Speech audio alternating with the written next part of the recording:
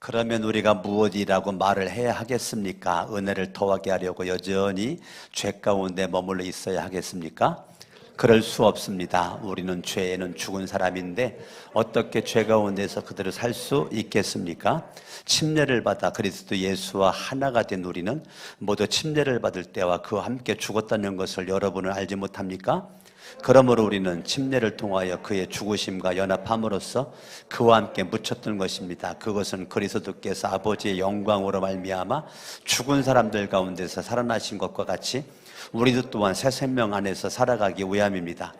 우리가 그의 죽으심과 같은 죽음을 죽어서 그와 연합하는 사람이 되었으면 우리는 부활에 있어서도 또한 그와 연합하는 사람이 될 것입니다.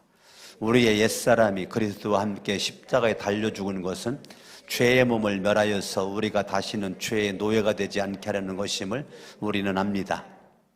죽은 사람은 이미 죄의 세력에서 해방되었습니다. 우리가 그리스도와 함께 죽었으면 그와 함께 우리도 또한 살아날 것임을 믿습니다. 우리가 알기로 그리스도께서는 죽은 사람들 가운데서 살아나셔서 다시는 죽지 않으시며 다시는 죽음이 그를 지배하지 못합니다. 그리스도께서 죽으신 죽음은 죄에 대해서 단번에 죽으신 것이요 그분이 사시는 삶은 하나님을 위하여 사시는 것입니다. 이와 같이 여러분도 죄에 대해서는 죽은 사람이요 하나님을 위해서는 그리스도 예수 안에서 살고 있는 사람이라는 것을 알아야 합니다. 그러므로 여러분은 죄가 여러분의 죽음 몸을 지배하지 못하기 위해서 여러분이 몸의 정욕에 굴복하는 일이 없도록 하십시오. 그러므로 여러분은 여러분의 지체를 죄에 내맡겨서 불의의 연장이 되게 하지 마십시오. 오히려 여러분은 죽은 사람들 가운데서 살아난 사람답게 여러분을 하나님께 바치고 여러분의 지체를 의의 연장으로 하나님께 바치십시오. 여러분은 율법 아래 있지 않고 은혜 아래 있으므로 죄가 여러분을 다스릴 수 없을 것입니다. 이 땅 위에 오신 예수 그리스도는 그분이 죄 문제를 해결하기 위해서 오셨죠. 사망의 문제를 해결하기 위해서 예수님이 이 땅 위에 오셨습니다. 10절 말씀 바라보면 그리스도께서 죽으신 죽음은 예수 그리스도가 죄에 대해서 단번에 죽으셨다. 예수 그리스도가 왜 죽었는가? 우리의 죄를 대신해서 죽으셨다. 죄 문제를 해결하기 위해서 예수님이 죽으셨다는 거예요. 인간의 큰 딜레마는 뭐냐면 죄입니다. 죄의 결과 사망입니다. 사람이 멀리하고 싶은 것은 사망입니다. 나에게 오지 않으면 좋을 것 같은 것이 사망입니다.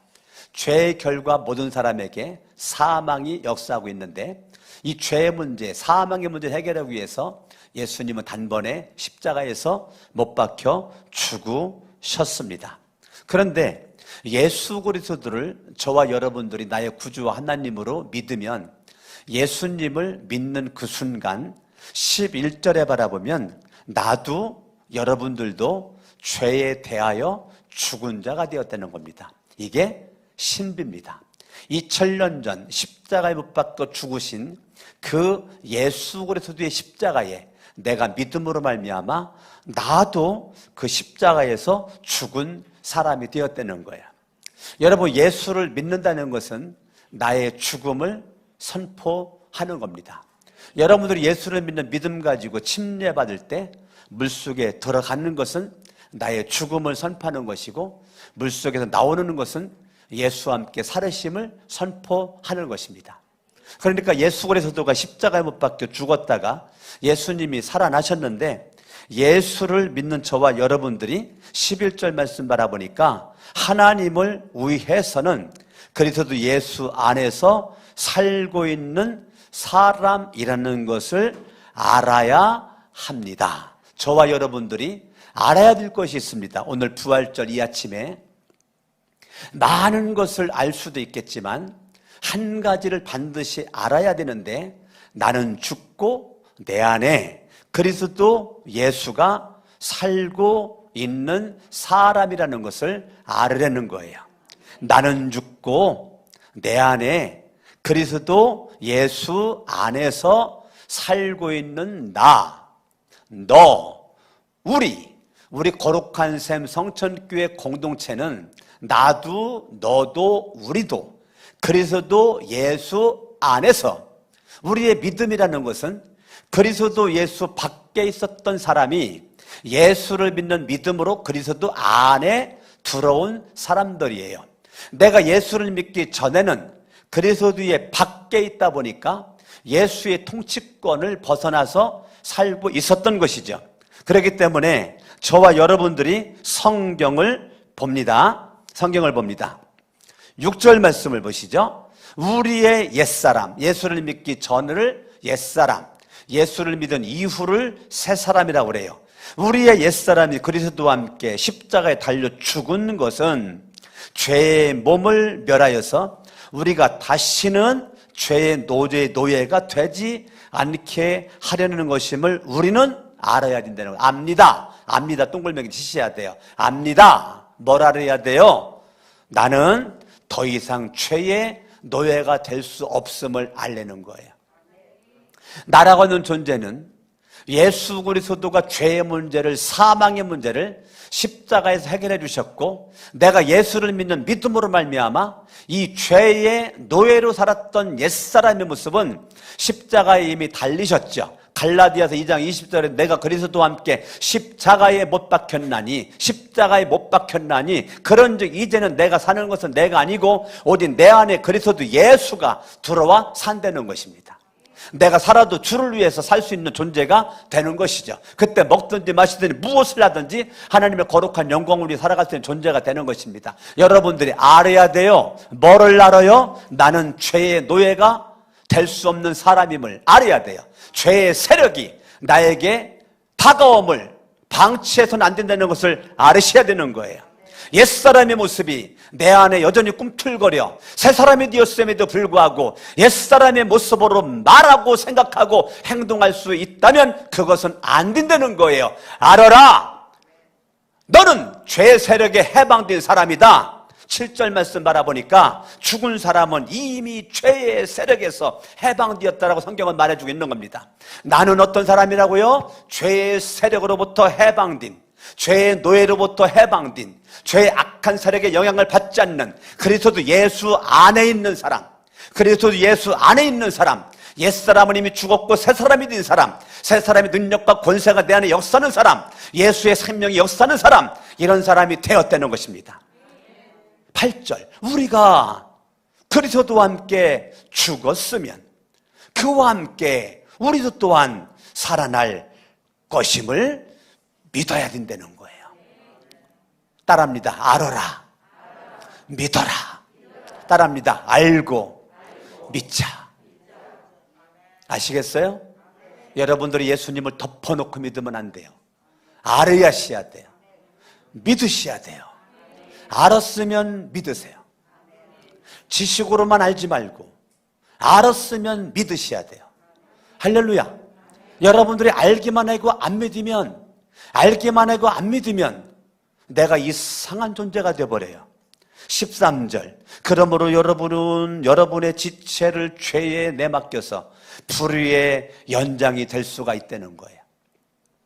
로마서를 기록할 당시에 수많은 그리스도인들이 예수님을 믿음으로 교회를 다닌다고 하지만 불의의 연장, 불의의 무기로 교회 내에 많은 문제를 일으키고 있었다는 거예요. 예수를 믿으나 여전히 불행한 사람, 예수를 믿으나 여전히 행복하지 않은 사람, 예수를 믿으나 여전히 마음이 가난하고 초라한 사람, 예수를 믿으나 부유함이 없는 가난의식에 찌들려 있는 사람, 예수를 믿으나 여전히 비교의식에 찌들려 있는 사람, 이 불의의 무기, 불의의 병기로 내가 교회 안에 남아있는 것은 첫 번째는 몰라서 그렇고 두 번째는 안 믿어서 그런 거예요. 여러분들이 알고 믿으셔야 돼요. 아멘. 아멘. 여러분들이 알고 믿으셔야 돼요. 그럴 때 저와 여러분들이 부활 신앙을 가질 수가 있는 거예요. 예수 그리스도의 부활 신앙, 십자가에 죽었다가 부활하신 그 곳에 믿음의 뿌리를 깊이 내리고 저와 여러분들이 살아가는 것이죠. 9절에 보니까 우리가 알기로 그리스도께서는 죽은 사람들 가운데서 살아나셔서 다시는 죽지 않으시며 다시는 죽음이 그를 뭐라고요? 지배하지 못합니다. 내가 예수를 믿기 때문에 이 죽음이 저와 여러분들도 지배할 수가 없습니다. 죽음이 예수를 지배할 수 없었던 것처럼 죽음이 오늘날 저와 여러분들을 지배할 수 없습니다. 모든 사람들이 두려워하는 것이 죽음이고, 모든 사람들이 무서워하는 것이 죽음이고, 모든 사람들이 멀리하고 싶은 것이 죽음이지만, 이 죽음이 저와 여러분들을 지배할 수가 없는 주인공이 된 것입니다.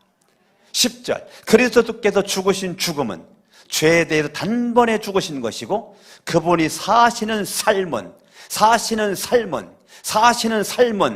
누구를 위하여? 하나님을 위하여 사시는 것입니다. 여러분들은 여러분들 위해서 사는 것이 아니에요.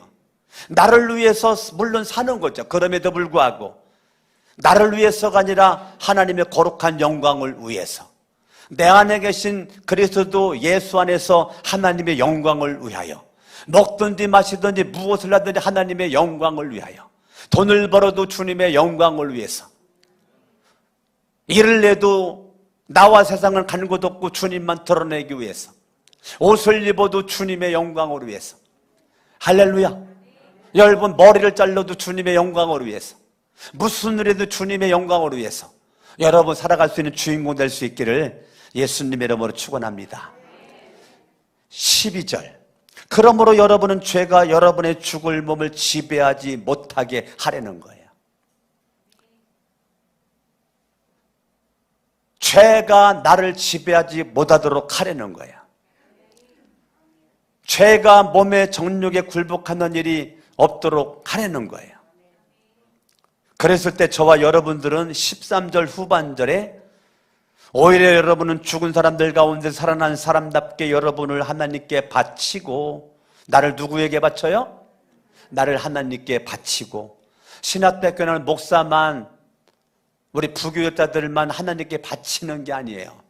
여러분들이 예수님을 믿는 그 순간 하나님께 바친 살아있는 돌아다니는 산재물이 된 거예요.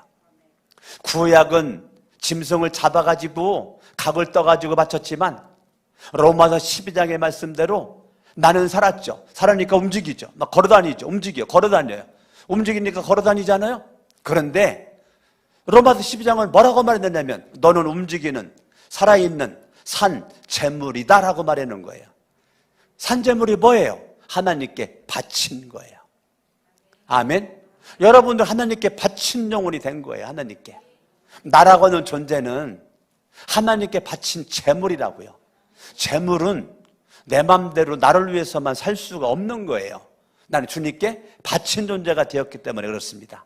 할렐루야. 옆에서 인사합니다. 당신은 하나님께 바친 제물입니다. 아멘. 한 번만 더 인사해요. 그러기에 하나님을 위하여 살아야 됩니다. 아멘. 아멘. 하나님을 위해 살아가는 거죠. 여러분, 교회 안에 두 종류의 사람이 있어요. 불의의 병기가 있고 의의 병기가 있는 거예요. 오히려 여러분은 죽은 사람들 가운데 살아난 사람답게 여러분을 하나님께 바치고 여러분의 지체를 뭐라고요? 의의 연장으로 하나님께 뭐라고요? 바치십시오. 13절 후반절입니다. 후반절만 읽어봐요. 시작. 여러분을 하나님께 바치고 여러분의 지체를 의의 연장으로 하나님께 바치라고요. 얼마나 중요하면 13절에 하나님께 바치라는 단어가 두 번이나 나왔을까요? 그러면 불의의 병기는 예수를 믿으나 입술로 구원받았다고는 하나 나를 하나님께 바치지 않고 내 잘난 맛에 나를 위해서만 사는 자는 불의의 병기로 만들어졌고 불의의 병기로 살다가 이 세상을 끝내는 겁니다. 그러나 하나님께 바친 자는, 알고 믿는 자는 의의 병기로, 의의 연장으로 하나님께 멋진 삶을 살아가게 되는 것입니다. 오늘 2022년 9월달 이 아침에 두 종류의 교인이 있다면 이왕이면 불의의 무기의 교인 되지 말고 의의 무기의 교인 되어서 하나님께 바친 제물의 모습으로 하나님의 말씀을 바르게 알고 바르게 깨달아서 바르게 믿어서 의의 병기로 의의 무기로 멋지게 쓰임받기를 예수의 이름으로 축원합니다. 제가 부흥에 가서 반드시 전하는 메시지 가운데 하나가 로마서 6장입니다. 당신들은 불의의 무기로 인생을 살 것인가?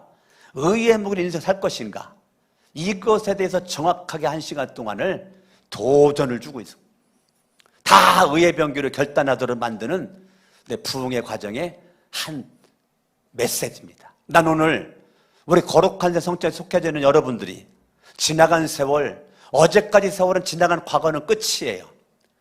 드라마나 영화는 재방송 볼 수 있고 다시 들어볼 수 있지만 우리들의 인생은 지나간 인생이 끝이에요. 여러분이 잘 살았건 못 살았건 어제까지의 인생은 다시는 내가 돌이킬 수 없는 시간이에요. 이미 더 이상 우리는 만나볼 수 없는 시간이에요. 오늘과 이제 앞으로의 미래만 남아 있는 거예요. 그렇기 때문에 여러분의 인생을 소중하게 가꾸어서 오늘 하루를 살아도 의의 병기로 살으셔야 돼요. 불의의 병기로 살면 안 되는 거예요. 의의 병기로, 의의 병기로, 의의 병기로. 여러분의 기도의 제목이어야 돼요. 하나님, 한순간도 불의의 병기로 사용하지 않게 하옵소서. 한순간도 죄의 악한 세력에 유린당하는 초라한 인생 되지 않도록 해주시고, 하나님 아버지 의의 병기로 멋진 그리스도 예수 안에서의 하나님의 생명의 능력이, 부활의 권능이 내 안에서 역사하는 의의 병기가 될 수 있도록 하여 주시옵소서. 여러분의 기도의 제목이 수준이 있었으면 좋겠어요. 육신적인 정욕에 매어져 있는 기도의 제목이 아니라 말씀에 근거한 기도의 제목이 되어서 마지막 때 하나님, 나는 연약하고 보잘것없을지라도 마지막 때 주님의 의의 병기로 나를 쓰시옵소서. 하나님 앞에 간절히 기도한다면 눈물로 기도하는 그 영혼의 기도를 하나님이 왜 들어주시지 않겠어요? 제가 이 말씀을 가지고 정말 기도를 많이 했거든요. 하나님, 나 불신자 가정에 태어나서 아무도 예수를 믿지 않고 그렇게 반대하는 과정에 신학대학교를 들어갔고 가정에서 수업료를 대주지 않는 모습 가운데 내 보던 신학대학교 수업료를 나 혼자 마련을 해야 되는 안타까운 현실 앞에 수업료를 늘 꼴찌내는 과정에 참 하나님께서 공급해 주지 않았다면 저는 신학대학교를 졸업할 수가 없었어요.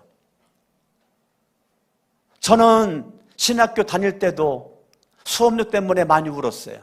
물론 고등학교 1학년 때 예수를 믿고 고등학교 수업료가 9만 원밖에 안 됐는데도 그 9만 원을 내지를 못해가지고 3년 동안 고생. 제가 가장 두려웠던 사람이, 만나기 싫은 사람이 서무과장이었어요. 서무과장은 꼭 공부 시간에 찾아와가지고 창문을 두드리면 선생님도 알고 아이들도 알아요. 나를 만나러 온 거를. 내가 도둑질 해가지고 수업료를 낼 수 있는 것도 아니고 아버지 어머니가 돈을 저한테 주지 못해가지고 내가 수업료 못 냈는데, 그렇게 여러분 3년 동안 얼마나 많이 내가 불려나갔는지를 몰라요. 그 학생 시절에 저도 자존심이라는 것이 있잖아요. 친구들에게 잘 보이고 싶은 것도 있잖아요. 근데 저는 그런 가운데서 정말 힘들었어요.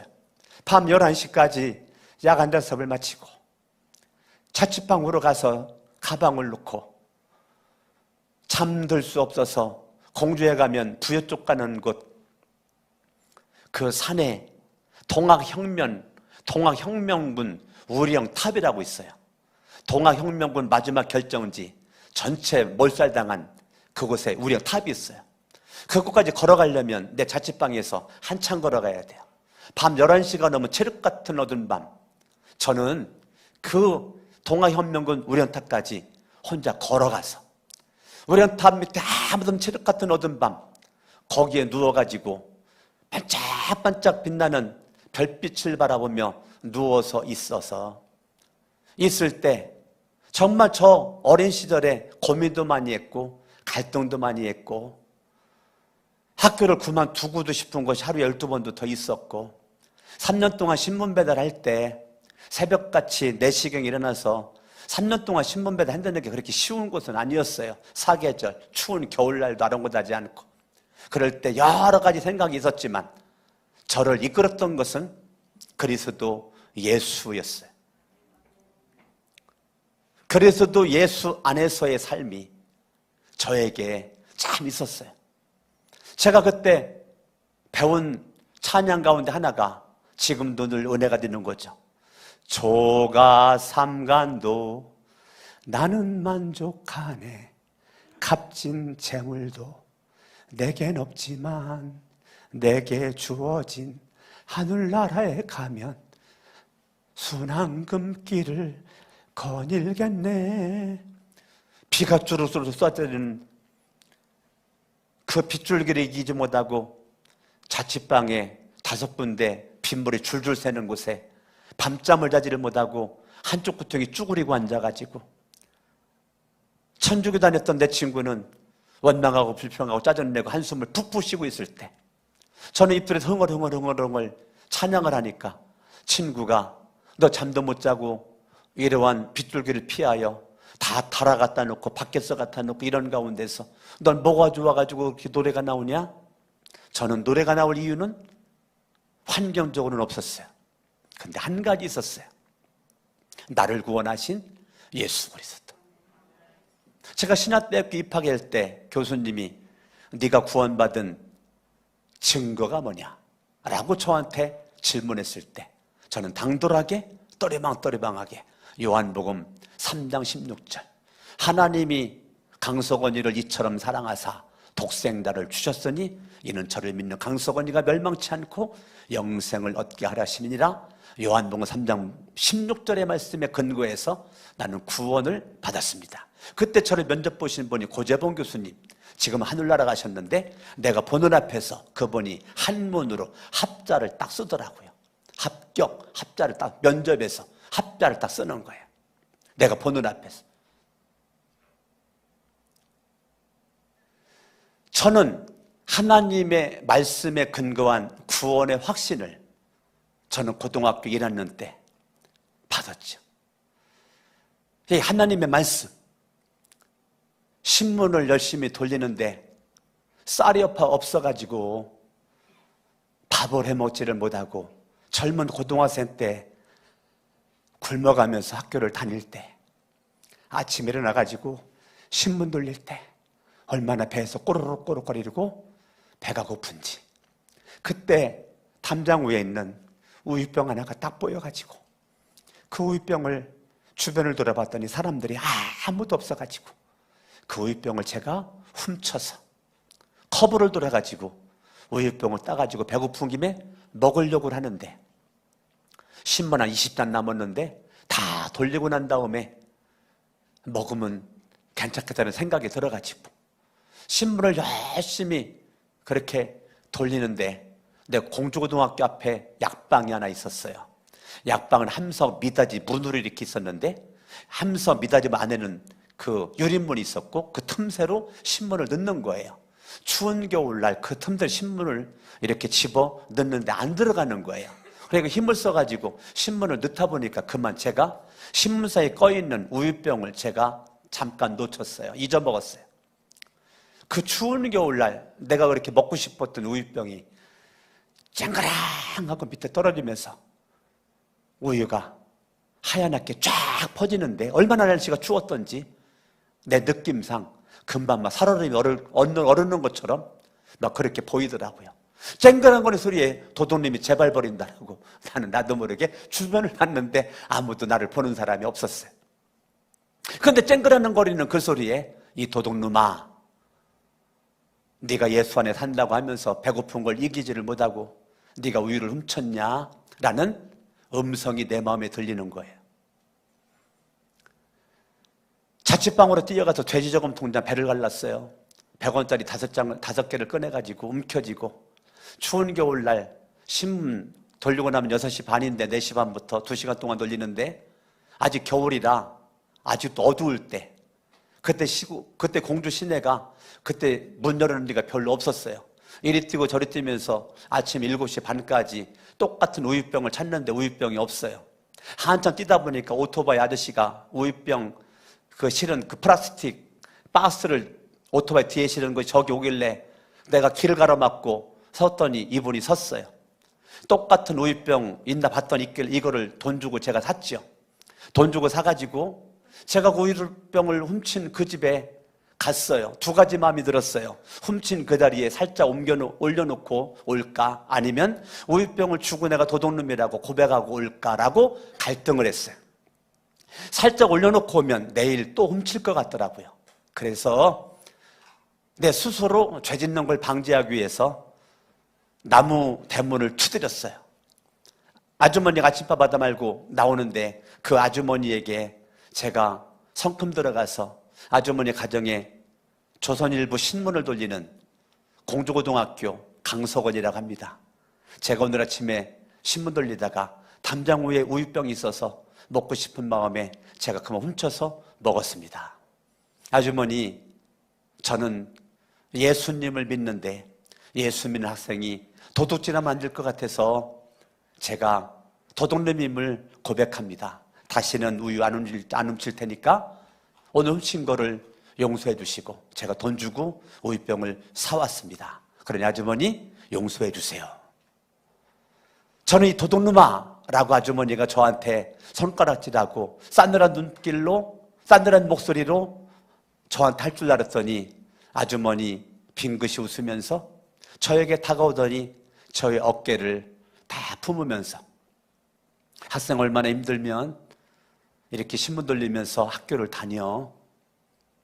그분이 저를 살짝 끌어안듯이 하시면서 내 귓속말로 하나님이 학생을 사랑하셔. 학생이 가난하고 힘들어도 하나님이 함께 하셔.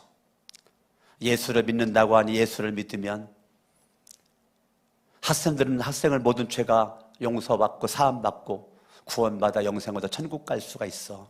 그러니까 힘들어도 예수 잘 믿고 용기를 가지고 신앙생활 잘해. 그러면서 저한테 받은 우유를 저한테 건네주는 거예요. 나는 이 우유 또 사 먹을 수 있어.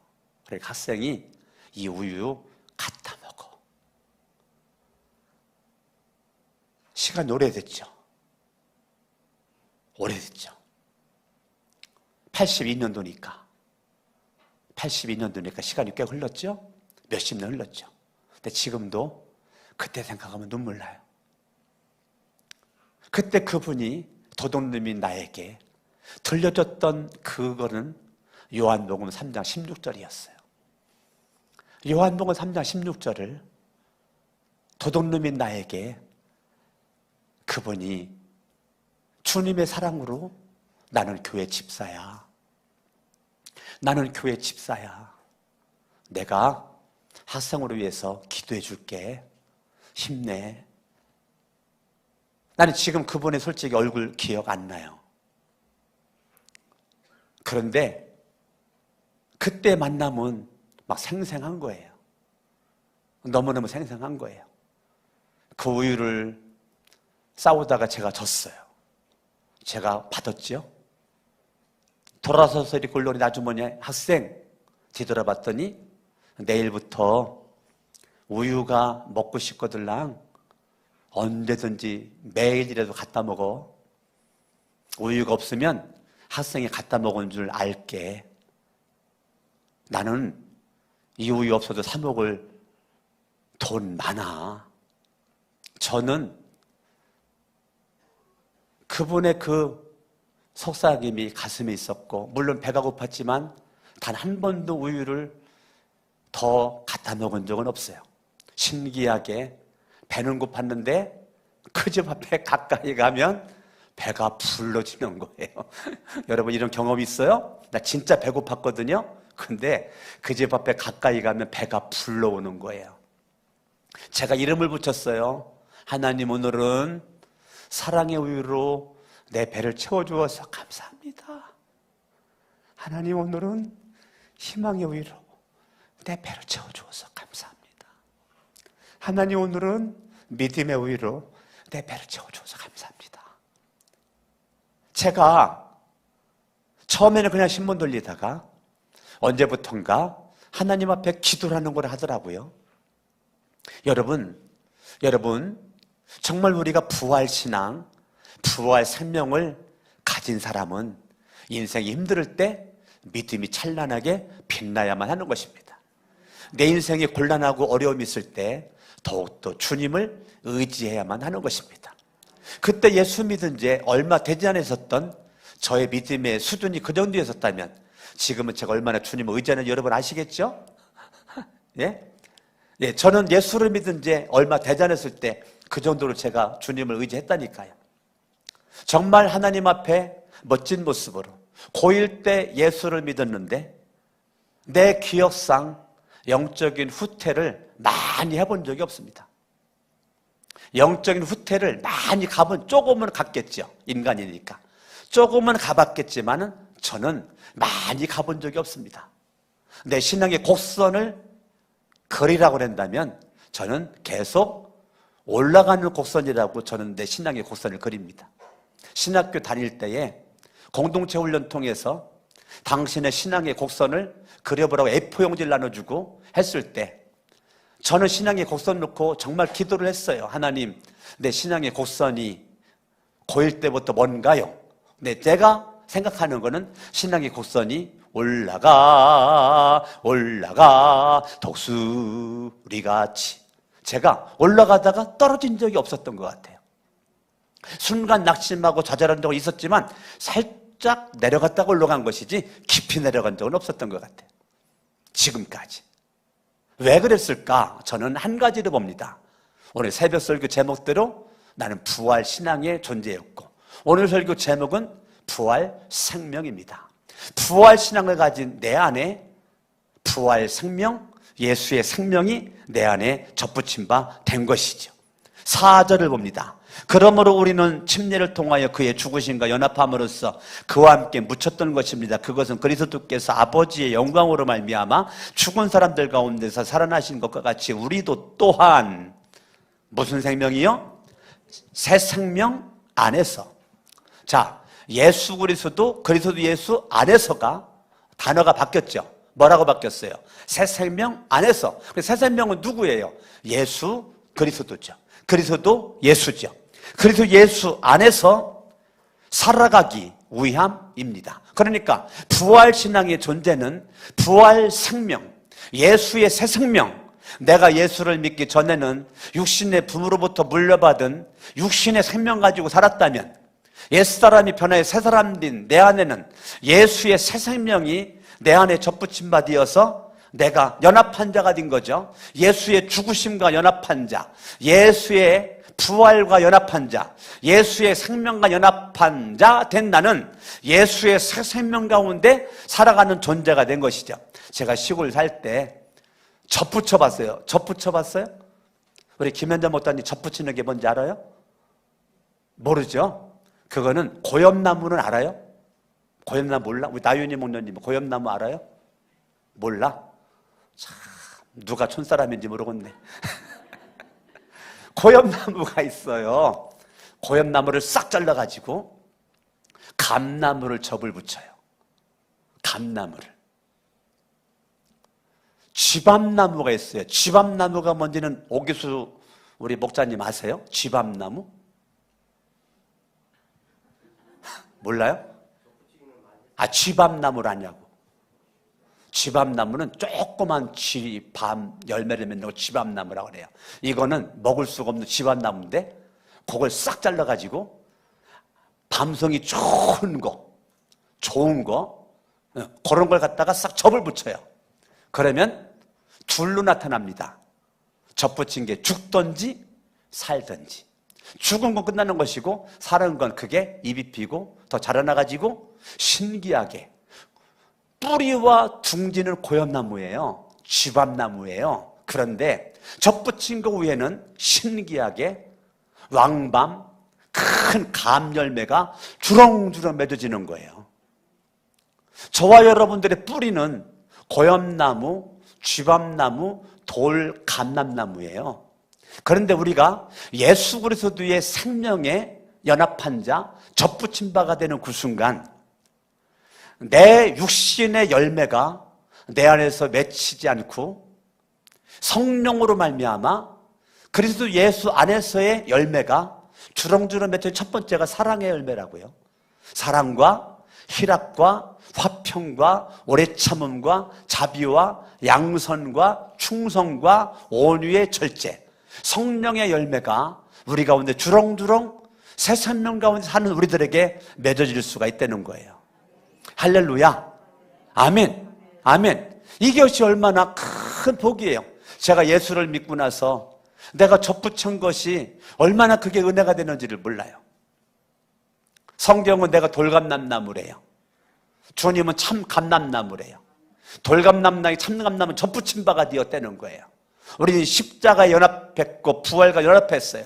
이 새 생명이 저와 여러분 가운데 역사하는 것입니다. 할렐루야. 아멘. 하나님 말씀 빌립보서 3장을 봅니다. 빌립보서 3장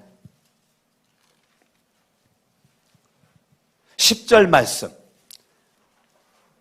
내가 바라는 것은, 잠깐 저를 쳐다보세요. 지금 여러분들이 바라는 것이 있다면 뭐예요? 첫 번째 뭐예요? 두 번째 뭐예요? 세 번째 뭐예요? 지금 여러분들이 바라는 것이 뭐예요? 빌립보서를 쓴 사도 바울은 지금 감옥에서 옥중서신을 쓴 게 빌립보서입니다. 그러니까 감옥의 현재의 위치는 쇠창살 안에 갇혀있는 지금 감옥 안의 인생입니다. 그러면 바울이 바라는 것이 뭘까요? 뭘까요? 빨리 감방을 나가게 해주세요일까요? 맛있는 음식을 먹을 수 있도록 이거였을까요? 근데 바울이 바라는 것은 이겁니다. 10절. 내가 바라는 것은 그리스도를 아는 거라는 거예요. 아, 참 감동이죠? 감동 아니에요? 그에게 가장 지금 필요한 것은 감방 나가는 거죠. 지금 맛있는 음식을 먹는 거죠. 배고팠을 테니까. 그런데 그 감옥 속에 갇힌 바울이 내가 지금 바라는 기도의 제목은, 하나님께 구하는 것은, 내가 그리스도를 그동안 알았지만 감방에 갇혀 가만히 내 인생을 내가 돌아보니 내가 예수를 아는 것 같으나 예수를 잘 모르는 것 같다. 예수를 아는 것 같으나 조금 알지 많이를 모르는 것 같다. 오 주님, 새 생명 되신 예수를 내가 좀 더 알기를 원합니다. 아, 나 여러분의 기도의 제목이 수준이 있었으면 좋겠어요. 내 기도의 제목이 이것 달라 저것 달라가 아니라 그리스도 예수를 내가 좀 더 알아가기를 원합니다. 그분의 부활의 능력을 깨닫기를 원합니다. 자, 따라합니다. 알고 깨닫는 자. 자, 지금 바울은 주님을, 예수 그리스도를 알고 깨닫기를 원하는 거죠. 근데 뭐를 깨달았느냐면, 따라합니다. 부활의 능력. 부활의 능력을 깨닫기를 원한다는 거예요. 자, 그러면 사도 바울은 나는 예수님을 좀 더 알아가고 부활의 능력을 깨달아. 자, 알고 깨닫는 자. 알고 깨닫는 자는 그 다음 주님의 고난에 동참이 가능합니다. 주님의 죽으심을 본받는 자가 될 수가 있다는 것입니다. 부활의 능력을 깨닫고 예수를 알아가는 사도 바울은 지금의 감옥의 고난을 기쁨으로, 성령 충만함으로, 은혜 충만함으로, 예수 충만함으로 이 고난의 동참을 신나게 하고 있다는 거예요. 이 차이입니다. 여러분의 믿음의 수준이 십자가의 고난에 동참할 수 있는 은혜가, 죽으심을 본받는 은혜가 여러분에게 있을 수 있기를 예수 이름으로 축원합니다. 바울이 말하는 것은 나는 예수 그리스도를 알고 깨닫기를 원하는데 부활의 능력이 나에게 접붙임바 된 것을 깨닫기를 원했더니 그게 깨달아져서 부활의 능력이 그 속에 오니까 고난의 기쁨으로 동참한 거지. 왜 나만 겪는 고난이냐고 원망하고 불평하고 그래요. 지난주에 새로운 삶을 공부를 하는데 박군자 전도사님이 삶의 이야기를 하는데 아버지를 기억하지를 못한다는 거예요. 아버지를 기억할 수가 없다는 거예요. 아기 때부터, 태어날 때부터 아버지는 그 곁에 없었다는 거예요. 물론 제가 알고 있었지만 새롭게 또 새로운 상 공부 시간에 그런 얘기를 하니까 제가 막 가슴이 찡해지더라고요. 가슴이 찡해더라고요. 제 아내는 7살 때 아버지가 돌아가셨거든요. 유경이 사모는. 근데 박분자 전사님은 물론 제 아내도 아버지가 기억이 안 난다고 그래요. 근데 박분자 전사님은 아기 때 아버지가 없었으니 내 아내보다 더 어려웠죠. 우리는요, 내가 고난을 받는데 내 고난이 무지 큰 것 같잖아요. 우리 아내가 7살 때 아버지 돌아가셨으니까 무지 힘든 인생을 사는 것 같잖아요. 근데 박분자 전사님은 더 힘든 인생을 살았더라고요. 우리는요, 내가 고난당하는 것 같은데 나보다 더 큰 고난당하는 분들이 무수하게 많습니다. 내가 고난에 많이 노출되어 있는 것 같은데 이 고난보다 몇 배, 몇십 배, 몇백 개 어려움 당하는 분들이 우리가 몰라서 그렇지 너무 많이 있습니다. 우리는 부활의 신앙과 부활 생명 가지고 고난에 동참할 수 있는 주인공 될 수 있기를 예수 이름으로 축원합니다. 11절 그리하여 나는 어떻게 해서든지 죽은 사람들 가운데 살아나는 부활에 따릅니다. 부활에 이르고 싶습니다. 이게 뭐예요? 내가 감옥에 있으나 내 인생은 부활의 신앙으로 부활의 생명이 부활의 능력이 역사하는 삶으로 이 감방 안에서도 나는 예수 그리스도를 자랑하리라. 예수님을 드러내리라. 예수님 나를 구원한 자, 너희들도 예수 믿고 구원을 받아라. 감방에서도 전도할 수 있는 주인공이 되는 거죠. 실질적으로 지금 이 시대도 어떻게 잘못해서 감방에 간 믿음의 사람들이 감방에서 복음을 전하다가 보니까 주님이 역사하여 감방을 옮겨다니면서 복음을 전할 수 있도록 기회를 지금도 하나님 역사하시잖아요. 사도 바울도 그가 가지고 있는 이 부활의 신앙, 부활의 생명력을 가지고 부활에 이르고 싶습니다. 부활의 능력이 삶 가운데 역사하기를 원합니다. 여러분, 고린도후서 4장을 한번 보시죠. 고린도후서 4장 7절을 봅니다. 읽습니다. 시작. 우리는 이 보물을 질그릇에 간직하고 있습니다. 이 보물은 뭐죠? 이 보물이 뭐예요? 황금이에요? 은이에요? 동이에요? 이 보물은 예수 그리스도예요. 질그릇은 사도 바울이에요. 저와 여러분들이에요. 질그릇인 내 안에 법에 드신 예수 그리스도를 간직하고 있어요. 자, 항아리는 무엇이 담겨 있는가가 중요합니다. 꿀이 항아리에 담겨 있으면 이걸 무슨 단지라고 그래요? 꿀 단지라고 그래요. 고추장이 담겨져 있으면 고추장 단지라고 그래요. 된장이 담겨져 있으면 된장 단지라고 그래요. 똥 담겨 있으면 똥 단지라고 그래요. 그런데 질그릇에 보배 대신 예수 그리스도가 담겨 있다는 거예요. 그러면 나는 더 이상 질그릇이 아니에요. 나는 보배 그릇이에요. 나는 보배 그릇이라고요. 누구와 비교할 수 없는, 수신적으로 눈으로 바라볼 땐 초라해 보일지 몰라도 주님의 눈으로 바라볼 땐 보배 그릇. 우리는 이 보물을 질그릇에 간직하고 있습니다. 이 엄청난 능력은 하나님에게서 나는 것이다. 우리에게서 나는 것이 아니다. 이게 은혜입니다.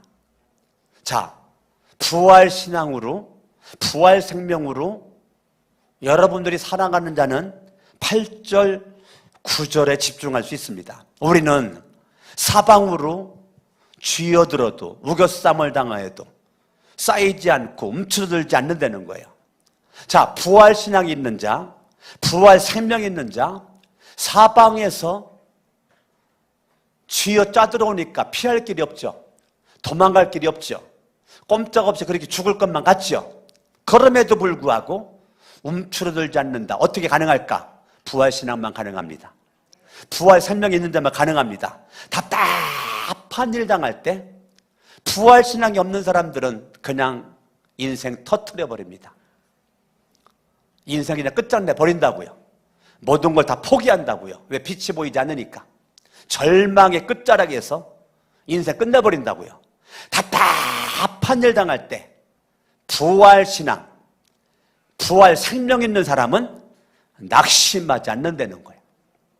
낙심은, 절망은 내가 스스로 부활 신앙이 없다라는 것을, 부활 생명이 없다라는 것을 부끄러운 줄도 모르고 사람들에게 말하는 거라고요. 자, 부활 신앙, 부활의 생명이 있는 사람들은 답답한 일 당할 때 왜 절망을 안 할 수가 있을까? 주님 안에 있고 주님의 지배를 받기 때문에 답답한 일 당할 때 하나님 앞에 더 믿음을 강화시키고 더 하나님께 부르짖어 기도를 하고 찬송을 하고 예배를 하기 때문에 그런 것입니다. 할렐루야, 아멘. 저와 여러분들 인생 가운데 답답할 때 우리 세 가족 가운데 한 명이 매일같이 새벽에 나와요. 제가 기도하고 할 때 되면 꼭 뒤에 앉아서 기도를 하고 있어요. 어느 날 토요일 날입니다. 토요일 날 문자가 왔어요. 목사님 기도가 안 돼서 일찍 나왔습니다. 목사님 시간 있으면 잠깐 만나 주시죠. 그래서 오라 그래가지고 7천 목양실에서 새벽 기도 이후에 만남을 가졌어요. 목사님 진짜 알고 싶은데요, 저 답답해서 미치겠습니다. 지금 길이 보이지 않습니다. 지금 사업하는데 길이 보이지 않습니다. 너무너무 절망스러운 현실이, 이 관계성의 틀어짐, 관계성의 뒤틀림으로 말미암아 첩첩산 중에 정말 답답합니다. 그리고 나에게 상처를 주고 아픔을 주고 인간의 의리가 없이 배반을 하고 이렇게 한 사람을 보면 막 너무너무 힘들고 너무너무 힘든데 막 욕하고 싶은 것이 여기까지 나오는데, 그래도 내가 예수를 믿으려고 결심을 하고 성천교에 나왔는데 욕하면 안 될 것 같아가지고 올라갔다가 욕을 하지 않고 이거를 막 닫아뒀는데 막 가슴이 터질 것 같다는 거예요. 막 답답한 모습 가지고 막 아무개를 막 욕하고 싶고 그냥 막 하고 싶은데, 목사님 어떻게 합니까? 제가 그래서 이렇게 했어요. 욕하세요. 욕을 하고 싶은 대로 하세요. 입에서 나오는 대로 욕을 하세요. 큰 소리로 하고 싶거든 큰 소리를 하세요. 속으로 하지 말고 하세요. 눈을 크게 뜨더라고요. 왜? 목사가 그렇게 말할 줄 몰랐다는 거죠. 욕하고 싶으면 하세요. 시편을 읽어보면 시편의 저자는 욕하고 싶을 때 욕하고, 하나님 저 원수 같은 놈이 길 가다가 폭 꼬꾸라져가지고 웅덩이에 빠졌으면 좋겠고 너무 일어나지 않았으면 좋겠다라고 시편은 여기저기 많이 나옵니다. 시편의 기대대로 그냥 기도를 하세요. 그 대신 사람에게 하지 말고 성전에 나와서 하나님에게 욕하세요. 하나님에게. 하나님 그놈의 새끼, 죽일 놈의 새끼, 하고 싶은 말 다 해라고, 욕하고 싶으면 다 하라고. 하나님 앞에 누가 들을 것 같으면 여기 음악, 키울 수 있는 음악을 크게 틀어놓고 하고 싶은 거 다 하라 그랬어요. 해라. 하나님께 해라. 하나님께. 사람에게 하지 말고 하나님께 해라. 여러분, 답답한 일 당할 때 누가 낙심하지 않습니까? 하나님 앞에 토라는 자, 하나님 앞에 토라는 자, 하나님 앞에 울부짖는 자, 답답할 때 절망하지 않습니다. 답답함이 있을 때 왜 절망할까? 하나님 앞에 답답함을 토로하지 않으니까. 박해를 당해도 버림받지 않고 거꾸로 뚫림을 당하여도 망하지 않아. 부활신앙, 부활의 생명이 있는 자. 10절 읽어요. 시작. 우리는 언제나 예수의 죽임당하심을 우리 몸에 짊어지고 다닙니다. 그것은 우리 몸에 뭐가 나타나기 위함이라고요? 볼펜으로 동글뱅이 치하십니다. 예수의 생명, 예수의 생명이 여러분의 삶의 현장에 나타나야 됩니다. 입술로만 예수 믿는 것이 아니라 가정에 있으면 가정에 예수의 생명이, 교회 오면 교회 예수의 생명이, 직장 사업장의 캠퍼스에 예수의 생명이 나타나야 나야 됩니다. 간증거리가 만들어져야 됩니다. 11절 읽어요. 우리는 살아있으나 예수로 말미암아 늘 몸을 죽음에 내어 맡깁니다. 그것은 예수의 생명도 또한 우리의 죽을 육신에 뭐라고요? 나타나게 10절에도 나타나게, 이것도 동글뱅이 치야 되겠죠? 나타나게 하기 위함이다. 나타나게 하기 위함이다. 자, 그러면 신앙은 입술로만이 아니라 체험적이어야 됩니다. 부활신앙은 부활 생명이 내 안에 나타나게 되는 것입니다. 할렐루야, 아멘. 여러분의 삶의 자리에 누구의 생명이 나타나야 돼요?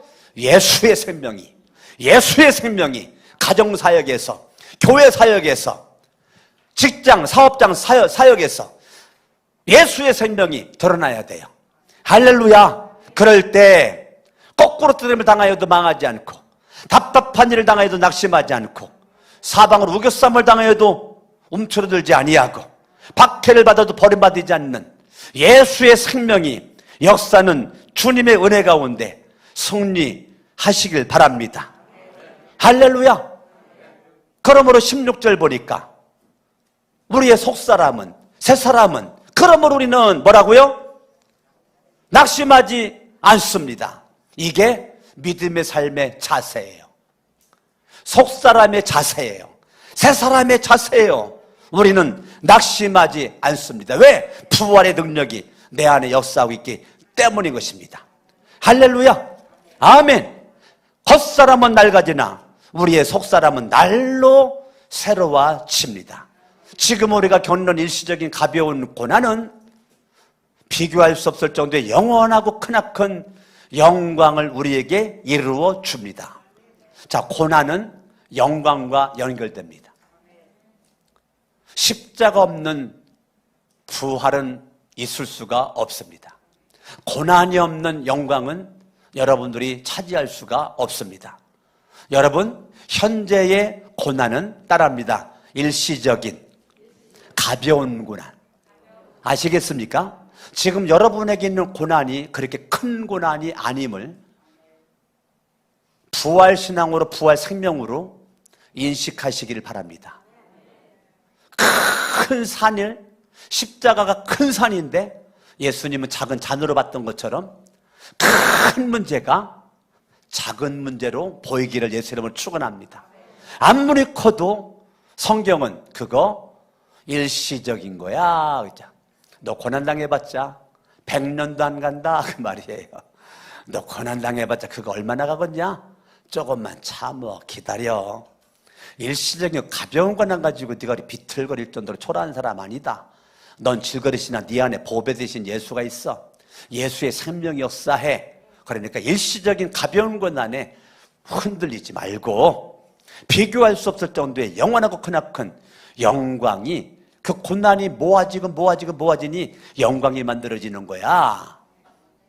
여러분들에게 고난을 딛고 일어나 영광스러운 자리에 있을 수 있는 2022년 이 부활절, 이 예배가 여러분 인생의 운명을 바꿀 수 있는 터닝 포인트가 되시기를 예수의 이름으로 축원합니다.